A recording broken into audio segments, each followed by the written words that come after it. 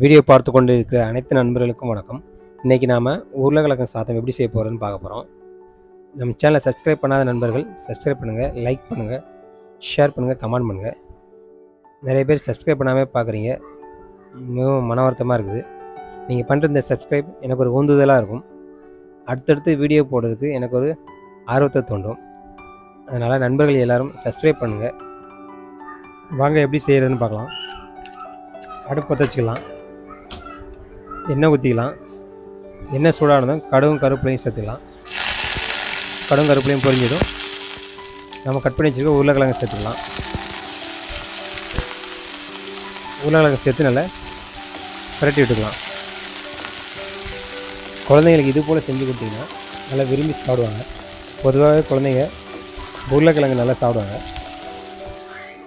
இப்போ தேவையான அளவு உப்பு சேர்த்துக்கலாம், மஞ்சள்தூள் சேர்த்துக்கலாம். உப்பு மஞ்சள் சேர்த்து நல்லா பிரட்டி விட்டுக்கலாம்.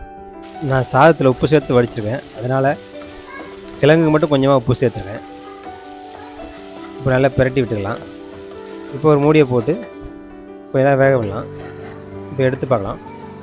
இப்போ கொஞ்சம் மிளகாத்தூள் சேர்த்துக்கலாம், நல்லா பிரட்டி விட்டுக்கலாம். இப்போ கொஞ்சமாக மிளகுத்தூள் சேர்த்துக்கலாம். நீங்கள் மிளகுத்தூள் சேர்த்து செய்யும்போது சாதம் சாப்பிட்றதுக்கு அவ்வளோ அருமையாக இருக்கும். நல்லா மிக்ஸ் ஆகட்டும். இப்போ எடுத்து வச்சுருக்க சாதத்தையும் சேர்த்துக்கலாம்.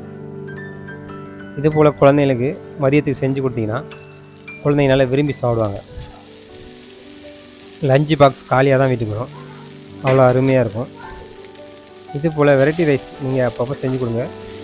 பசங்க சாப்பாடை வேண்டான்னு சொல்ல மாட்டாங்க. இப்போ நல்லா பிரட்டி விட்டுக்கலாம். நல்லா மிக்ஸ் ஆகிற வரைக்கும் நல்லா பிரட்டி விட்டுக்கலாம். முன்னெல்லாம் யாரும் வீட்டிலேருந்து சாப்பாடு எடுத்துகிட்டு போகிற பழக்கமே இருக்காது.